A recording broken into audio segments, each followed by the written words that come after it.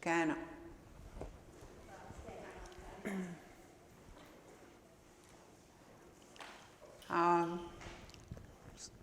My name is Norma, and I live here at Six Nations, and I do a lot of presentations about the culture, and I have things that I've worked through, and just focusing really on the Confederacy because that's where I'm a part of, and I need to understand, and because a lot of influences that we've had from the outside that disrupted, the balance in our communities and our understandings. So I try to think about those things in a good way and I use the environment, I use like the animals, everything that I can to really understand about roles and responsibilities.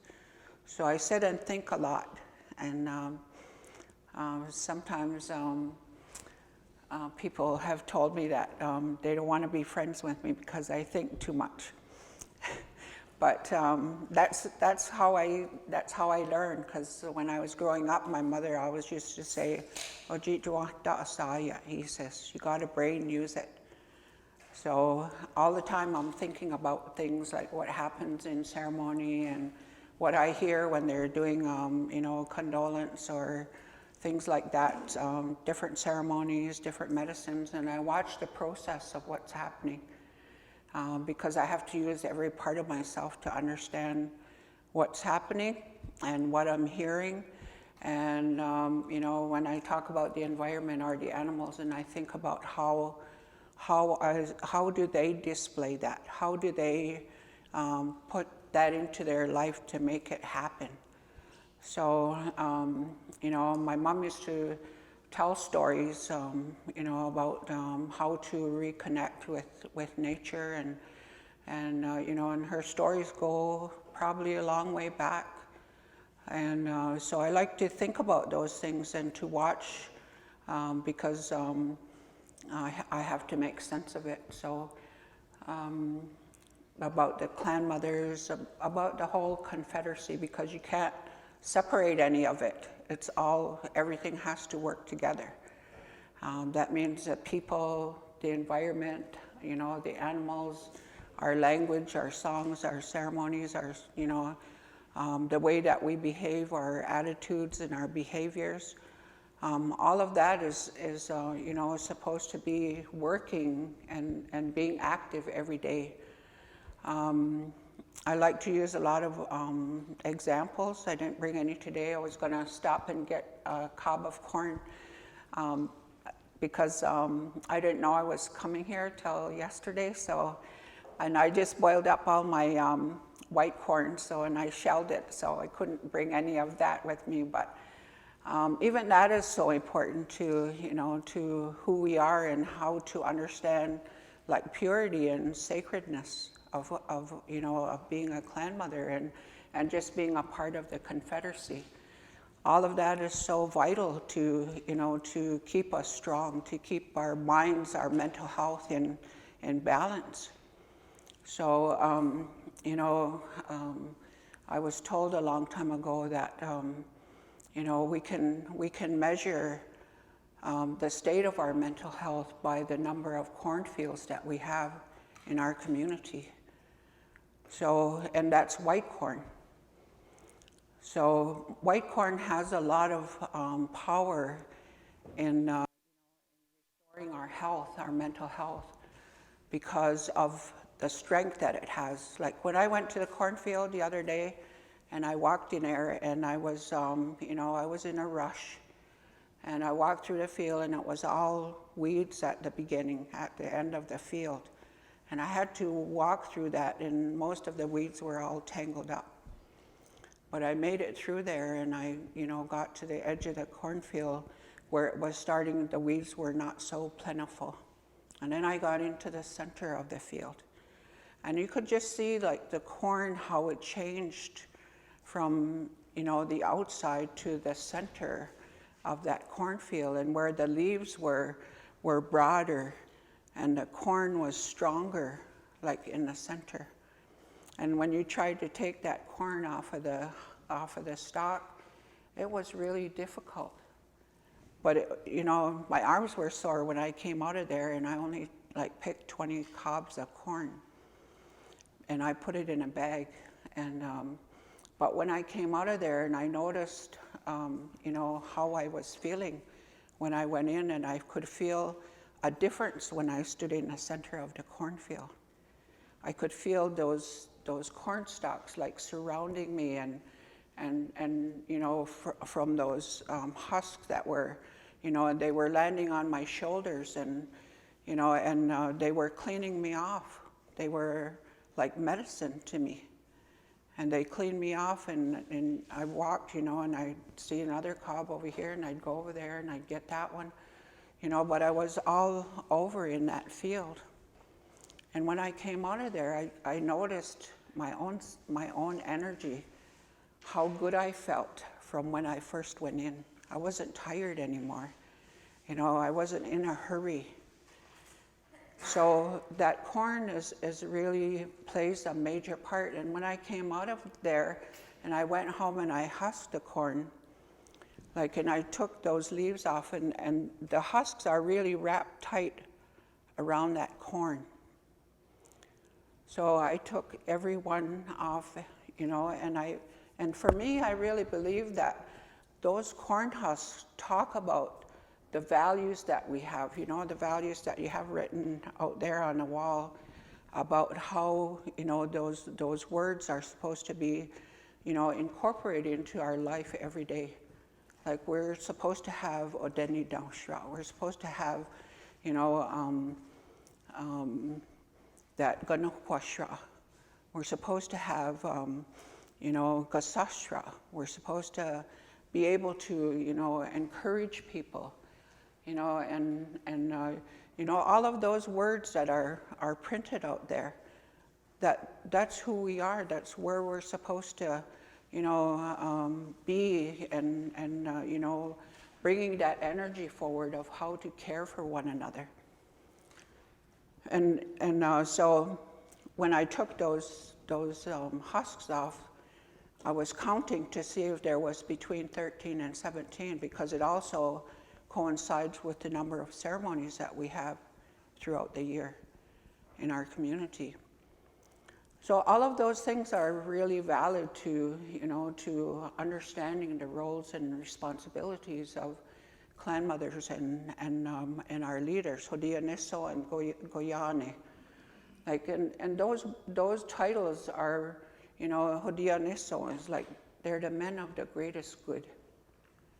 You know, so it starts from way back when those children were conceived, you know, to have that, you know, all of those principles in that relationship. You know, that the parents honored one another, and, you know, and they conceive a child out of, and I don't know that love is the word to use, because to me, we use that word too much and we don't really understand what it means. And the way that I understand it is that it's inclusive of everything. You know, you behave, you think, and, you know, you carry your responsibility in a good way, so that you know, we are encouraging each other. We are, you know, a part of each other. We understand each other, you know, what we've been through, and we support one another. We're here to live a good life of enhancement with all of the things that are surrounding us, the birds, like, you know, even the corn, like, they need the environment. They need the birds to, you know, to come and play a part in developing that corn. It needs to have that to give life. So when I was, you know, taking that corn husk and peeling back the husk and getting to the corn, that there were 8 rows of corn. And after it was cooked, you know, and I shelled it, and they came off really easy. But I was thinking to myself that why it happened that way is that those kernels of corn are so strong in who they are, because they've been nurtured by our mother, the earth, our grandmother, and it's grown, and those values have gone up through that stalk. And it's given life to that one, one or two cobs of corn on that corn stalk. And when that corn ripens, that silk of the corn turns brown, and it lets us know that the corn is mature.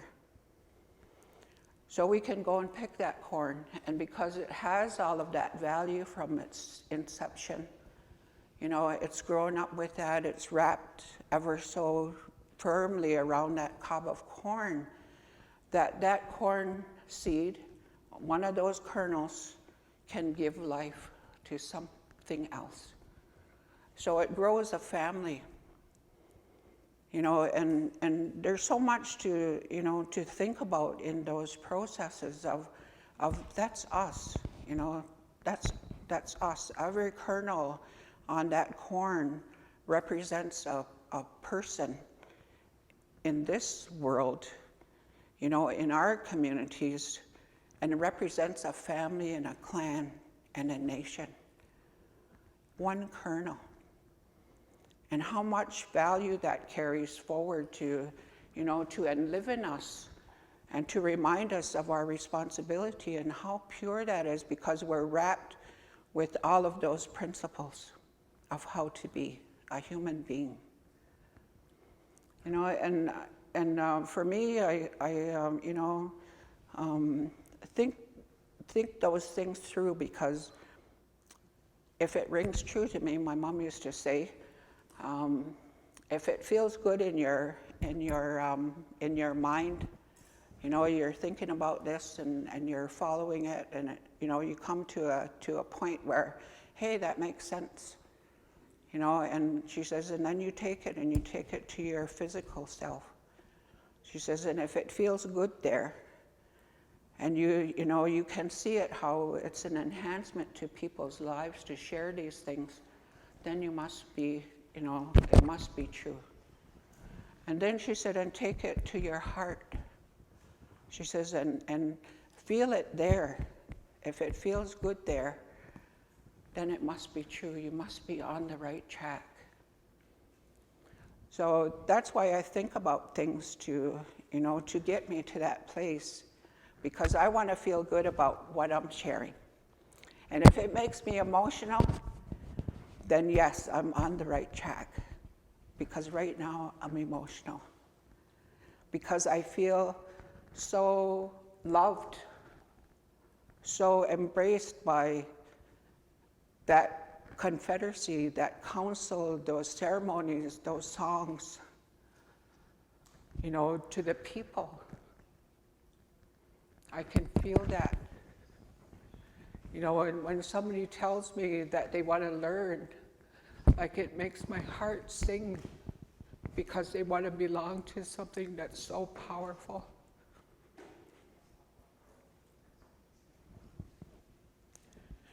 Another story my mom used to tell me was, that because we're part of the environment, that our confederacy came from those geese.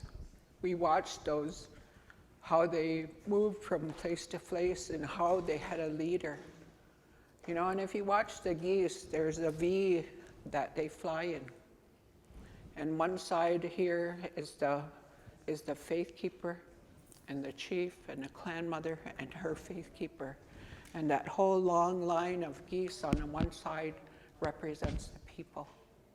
And they take the lead in order for our people to, the leadership is like a shield for us. And they protect us. That's why they're in that circle, is they're hanging on hands. And they're trying to keep us safe from those things that are trying to interfere within our culture, because our culture is full. Our canoe is full of knowledge, of safety, of intervention, of prevention. Everything that we could think of, it's in that canoe. That's how our culture was made up. We're protected by so many things. by the corn, by the animals, by the water. So when I think about, the roles of and responsibilities of our leader, like we're a part of that too. That we're here to make that job for the clan mother or the leadership, so that we're all in balance, because it depends on our values, our belief system, our attitudes and our behaviors. And all of those things we can see from the time that we do our midwinters, right through till we're finished in the fall and we harvest. All those things are complementary all the way up from the time that we started our midwinter. We start there and we do our prayers for all of those elements to come forward for the rest of the year, so that we're going to be cared for. We're going to have food, we're going to have water, we're going to have our children, and all of the cycles in creation are going to, be there for us. All those things that we talk about in a Thanksgiving address. So I think about that and how, we're so, I can't think of a word to really describe how full-bodied that our nations are when we believe in that confederacy. That's who we are. That's what gives us life. And when we do our ceremonies and we speak our language, like the language is huge in that connection of who we are, because it ties us to the land. It gives us our identity. It tells us our place where we come from. And when we understand the place that we come from, that the land describes who we are and our responsibility. What's our gift from that place? It gives us a role and a responsibility to how to carry ourselves. So, all of those things are so valuable. The songs keep telling us of where we come from, and how beautiful it is there, and how that vision of the Creator, put everything here, working so that we would have a good earth walk when we come here. We're a reflection of that sky world, what exists there. So when we return there, that, everything is good, and the things that happen here, is caused by our own veering off of the path of those good things, and of course, because of our creation story and the onset of the good twin and the mischievous twin, that we're always going to have conflict. But we've been given the tools in those principles of how to deal with those conflicts when they come forward. And sometimes those things are really tough to deal with because we've never experienced them before. And we have to work hard, and that's why we call on our community to help to embrace us. And that's what the Confederacy is there for, because they stand and they hold hands so that nothing is supposed to come within that circle so that it's going to interfere with the way that we live our life. So they're standing strong and holding hands. And they say that when you leave that circle, if you decide to leave that, you leave under those hands that sometimes it can cause bleeding if it's not done according to ceremony. And they talk about that when they dehorn a chief, that when they take off his horns, if it's not done according to ceremony, that because it's so hurtful to him that he could bleed to death. Like if we don't do a ceremony, because our lives are made of ceremony. Everything we do is about ceremony. When we plant, when we hunt, when we go and tap trees, when we go pick strawberries, we're supposed to do a ceremony before we go into those places, because The boundaries that they have are, they have their boundaries just like we do. We have our sacred space, where we have to have permission to go into that space to, to do, if we got to go pick berries, then we ask for permission to go into that space. We just don't walk in. Just like when you go to visit somewhere, you don't just walk into their house, you knock at the door. And before we used to have a stick that was at the door. If nobody was home, like you didn't go in. So all of those things are incorporated into our, those principles of having compassion, having, that love for one another, love for our community. It's all incorporated in that. The words we have to think about, and how do we perform this ceremony? How do we carry this ceremony in our life every day?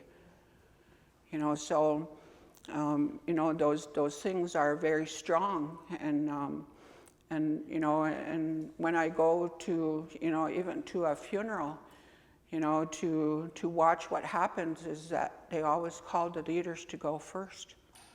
And why is that? I always wondered why. And in my own mind, and I understand that because they're there to protect us and to keep us strong, and they have to make sure that the community is well, that they're the ones who have to go first, and they take their place outside, again, to be strong, to make sure that people are well if they have to do a condolence, to make sure that, they have the respect from the community. They go and they share a meal after, and they have a conversation.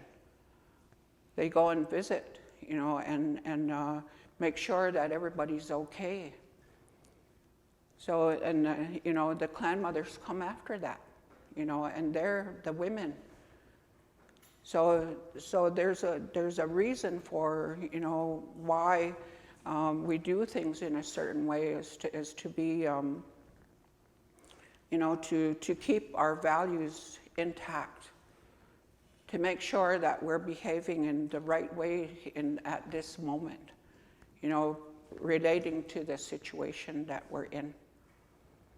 So when I think about that, and I think about, the respect that transpires in that place, how we follow leadership, and have that respect for them, that the family is the last to have the viewing, because it's their loss.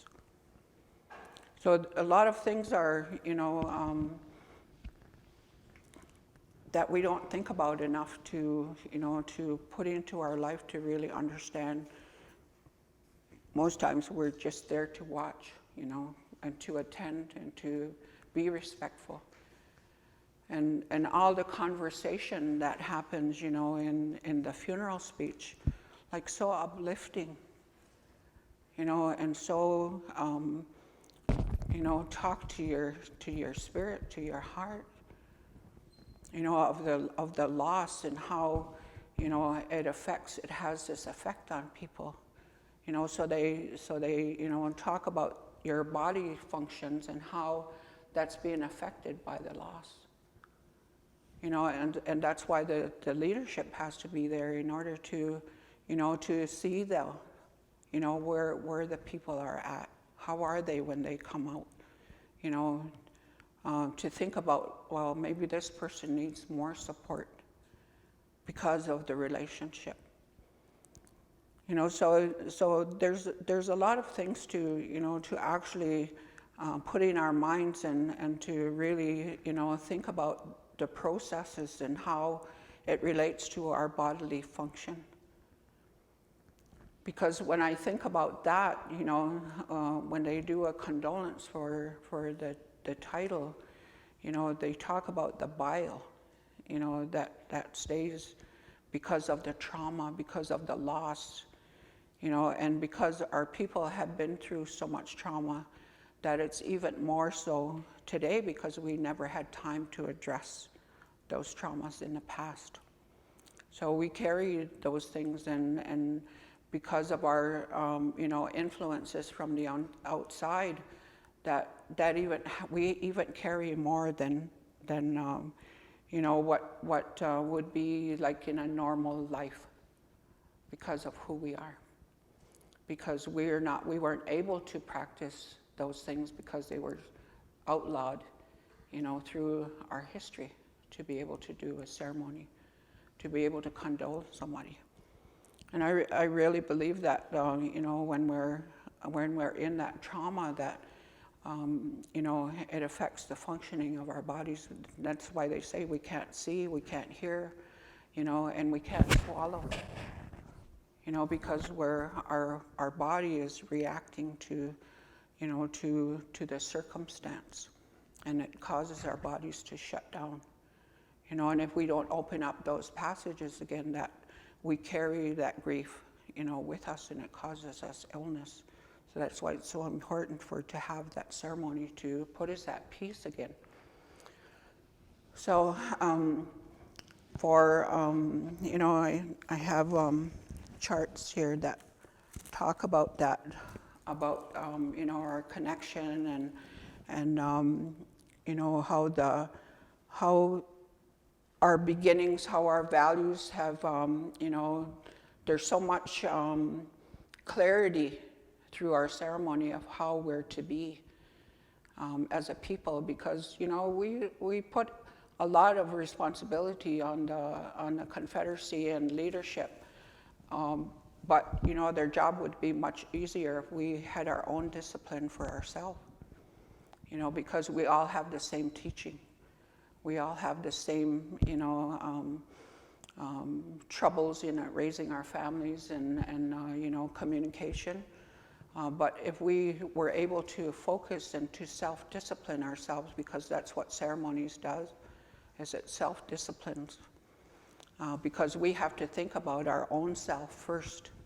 How am I doing this? How am I reacting to this? How am I participating in this? Am I doing it in a good way? Do I have other agenda on my mind while I'm in ceremony? Because it takes us away from our focus. So being able to be centered on that and to be able to have that energy pass through our body, because energy moves, and that's what I've been told through, my parents and my family, is that, when we're in ceremony, that when we're singing, the singers sit in the center where that vortex of energy is focused.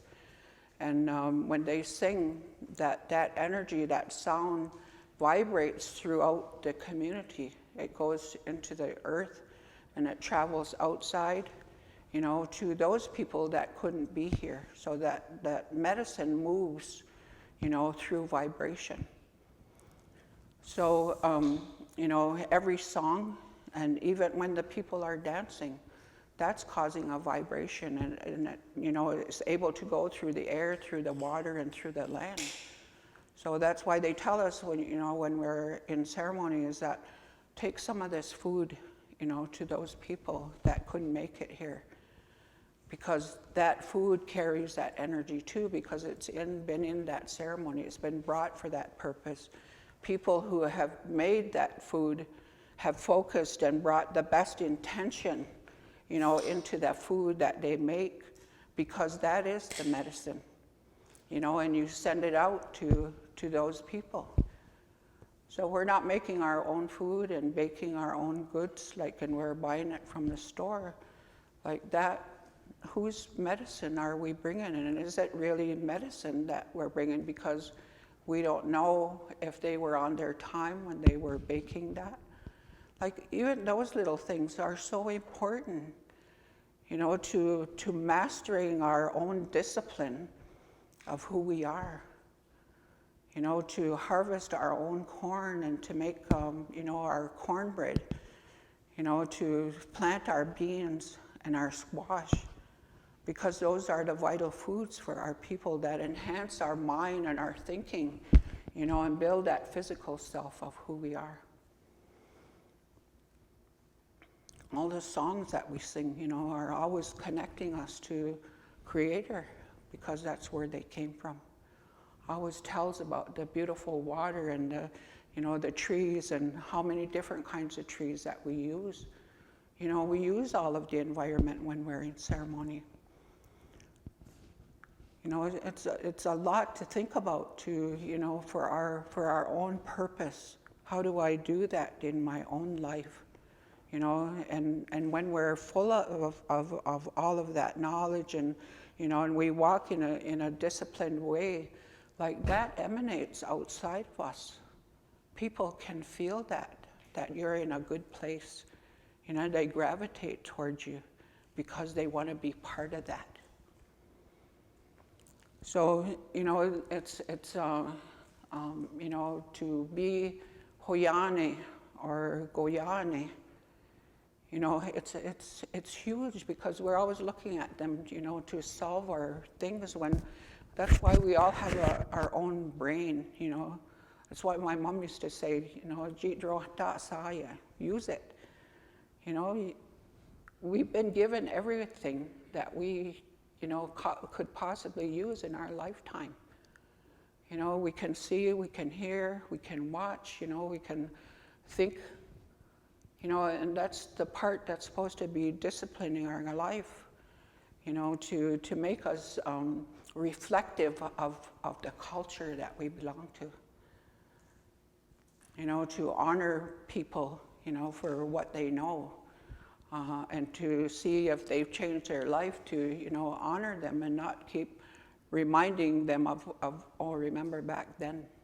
We have to be in that positive, because positive is the energy that we need in order to revitalize our people.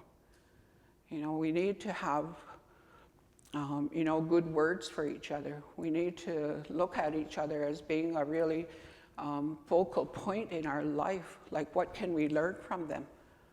Even if they're not of a good mind, what can I learn about that? How does it impact me? Like, do I want to be like that to impact other people? I don't want to carry that.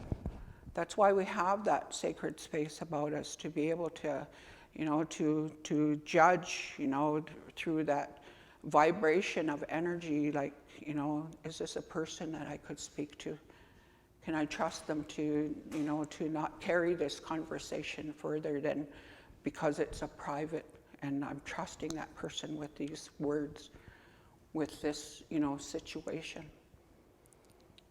So, when we talk about the clan mothers and the leadership, Hoyane, we're all supposed to be reflective of that. We're all, supposed to be emanating this energy to enhance their life as well as they're enhancing our life. It's supposed to be reciprocal. It's not just them.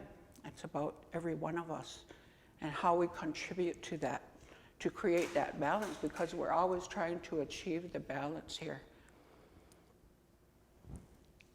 That's why we have rain, we have sun, and we have winter, we have summer, and different things in our environment of how it changes. It's always trying to create a balance. And when we're have conflict, like, we have to get back to that balance. We have to talk about those situations, and I see it happening in ceremony, how they talk across the fire. And everything's inclusive. Like, what do you think? What about this? Do you agree with this? We have to be clear about what other people are saying. Because we have, so many influences with the English language, when we say something like, do you understand? Yeah, but, you're a different person than I am. And we need to have a conversation in order to, to be clear about what is it that you really said, this is my idea.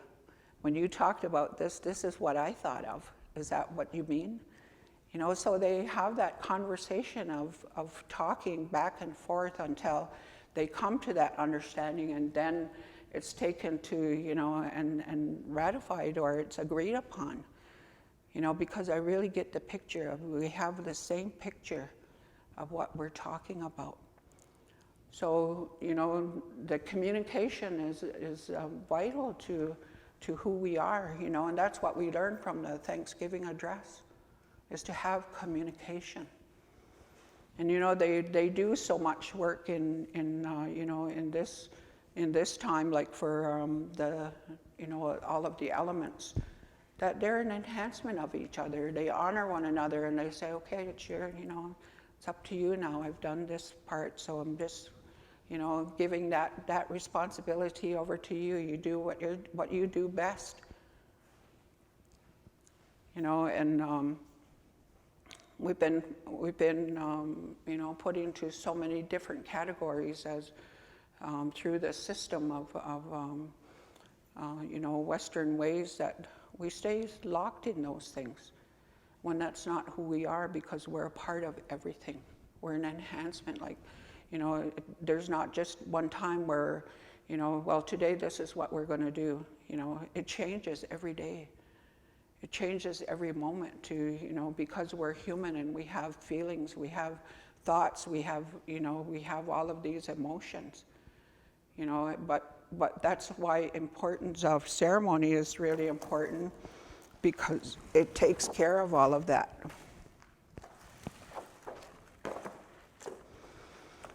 So when I think about who we are as Haudenosaunee people, and and clan mothers and faith keepers, and the title holders, that these are all the things that we all need to know about ourselves.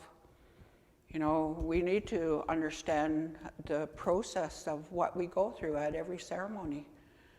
And I think that doctors and nurses and all of those professional people out there know more about us than we do.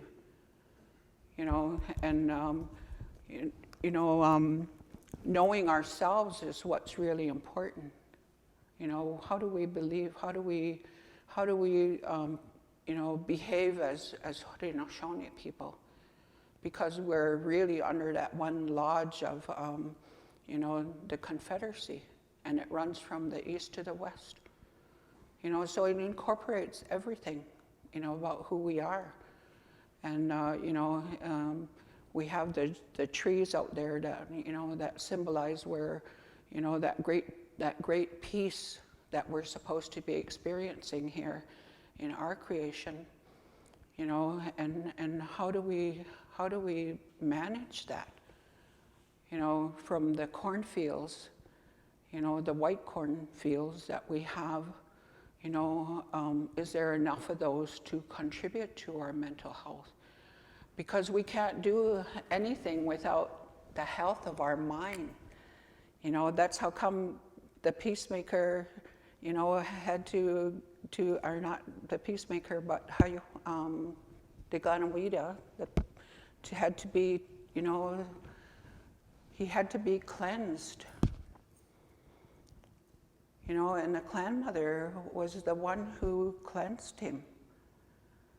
So she's supposed to be always like talking to her leader and having a conversation about where they're at, how this situation maybe was disturbing, or maybe how it helped to enhance their thinking.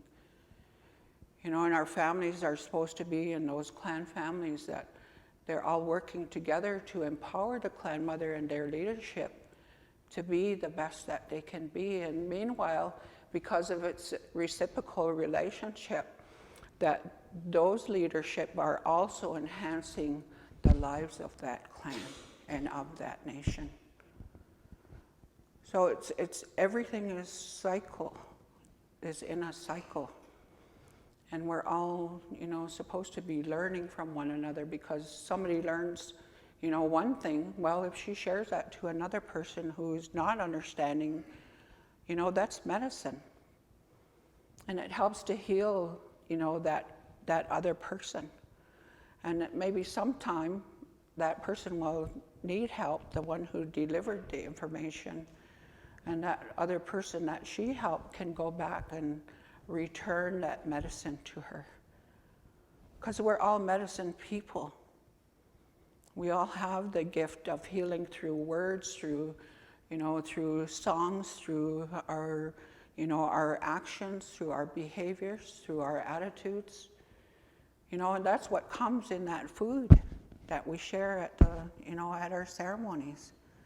We're putting the best of who we are into that medicine, into that food, so that when people take it home, or they, begin to eat it, that they're eating the medicine that we brought, because we worked hard at that. These are the stories that we put in there. This is the song that I thought of. This is my grandmother that I thought of when I made that medicine. And all the stories that she told me, this is what I put in there. So we're that powerful that we can travel to the past, to the present, and to the future. It was made that way through our stories and our songs. So, being a leadership it's a lot of work. Just like being an individual person is a lot of work, to understand yourself and the way that we do things, and, the way that we share, the way that we, fit into a society, because we need everybody here just like a puzzle. If there's one piece missing, that puzzle is incomplete. So every person is important, in our community, in our nation, in our clan, in our family, because they're all bringing something special that maybe we didn't understand, or maybe that we can't do. So, just like the environment, there's all special trees, they all have different kinds of medicine, or they give different fruits, or they, there's a variety of nuts out there. But they're all contributing to the wellness of our people. And that's where, the songs and, our ceremonies that we have at special times is incorporating that and gathering, because it says, when you need me, all you have to do is reach out. Come and look for me, and I'll be there for you. And when we're in ceremony, we do that. We're pulling all of the energies from outside into our ceremony, and taking it home. And they tell us, talk about this, explain this to your family. Explain what we just did, so they can incorporate that to self-discipline themselves on making decisions, on looking at choices. Are those choices good for me? And when we're thinking about things, we can't just think about ourselves, because we have an extended family. Is that going to be beneficial for me? How is it going to benefit my life? I can see lots of ways for that to benefit my life, but what about my family? Are they going to benefit from this too? Because everything that I do is going to move outside of myself. So the next, is it going to benefit my community? Is it going to benefit my clan? Is it going to benefit, the nation? And that's why they call for dreams. To look at our dreams, because our dreams are really important to that as well. So, there's a lot in, in our understanding of who we are, and to be able to bring those forward and to, to talk about them, because conversation and communication is really the underlying energy of who we are. We communicate and we learn from, the wind blowing outside. We know what kind of weather's coming. We know about the rain. What does that rain do? It takes away the negativity. So we cry. We have tears. But it's all about a cleansing process.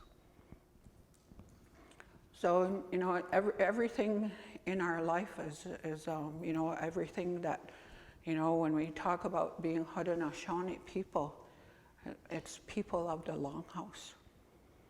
We come under that umbrella, and everything in there is like the ceremony, the songs, our behaviors, our attitudes, our discipline, it all comes out of there because that's what shapes, because we have a foundation of teachings of where we've come from.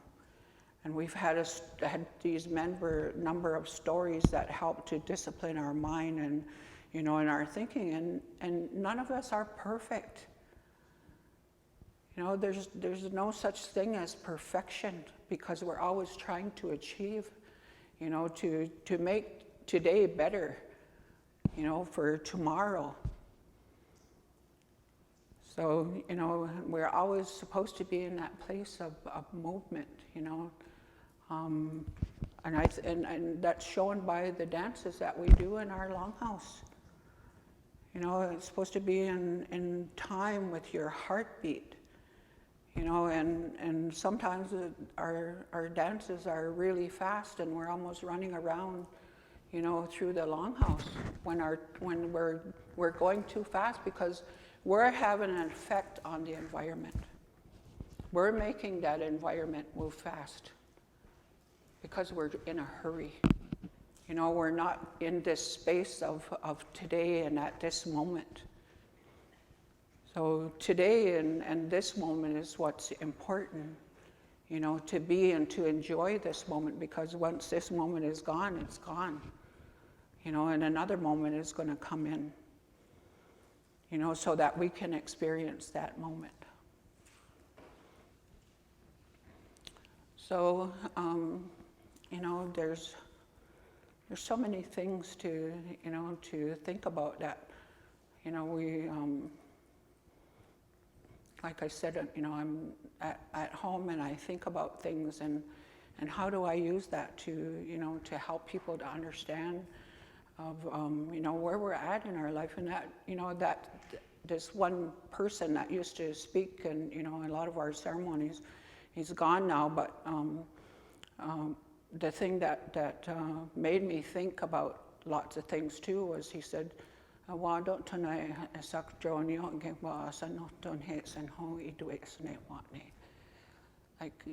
it would bring tears to your eyes if you thought about where we're at in our way of life. Where are we at today?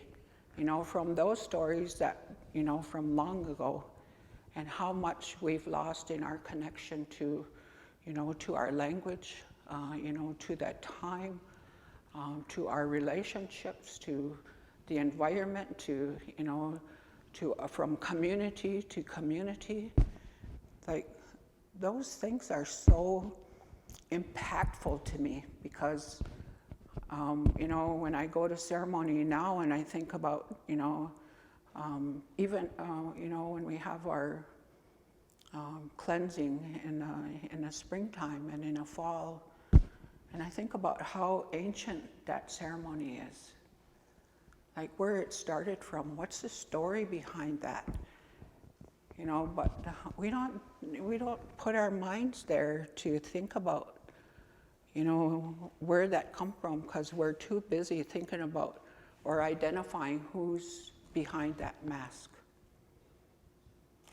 We don't think about the power that they're bringing and the wisdom, that was put into those ancestors and those ceremonies to remind us today of the power that the Creator gave us. And the protection that we have still exists. Maybe it's a low energy right now, but it's up to us to revitalize that and live in it, to bring it to its full potential, or to strengthen it at least. So I think that, with our clan mothers and title holders, like it's not just about them. It's about all of us, that we contribute to that honor and that respect. They're only a model. This is how they're supposed to be. But we're also a part of that because we're a reflection of how they protected us. How have we protected them? Because we're all leaders. We're all, given something to be where we are today. Because something was intended for us to, to play this role as a part, as a puzzle piece in this huge puzzle of life.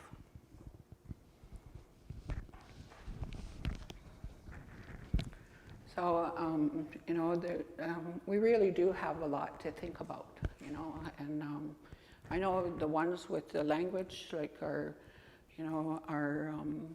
people that we can, I always ask like for clarity in some language words, what does that mean? It's like, I have a different idea about that. But, when we have conversation about that, then we're able to come to that place of balance, and we create that balance. And so it's, we've created another place in our, in our realm of existence to say, yeah, someone validated that for me. And it made me feel good. It must have made them feel good too, that somebody else was thinking that way. And, I've spent a lot of time with elders like Jake Thomas and learned from them, and had conversation with Reg Henry, and, and we could talk for days, but it just felt like, this great big energy of, just kept climbing and climbing because, we were validating one another for what we knew and the way that we thought. And we're just surprised, like, I didn't know you thought like that, and it makes you feel good because, somebody else is there to support you. And that's really what we're about, is to be support, for one another in our community. So I have another diagram that I use because to me it reminds me of a cell that we have in our body, and what greater way, to learn about ourselves than to start with a cell. And that's what people have shared with me, is that's what it reminds them of too, is, how we're, this is yourself in the center in your relationships, and how, we're embraced by that sacred space of honor and respect. And everything I've done, I've learned from, from the speeches and from watching ceremony and being able to have a visual of those things. So, we have a lot of work to do in our community to understand one another and the parts that we play, and, what are the gifts that we bring as individuals to, to this realm of our life. Mm-hmm. Now.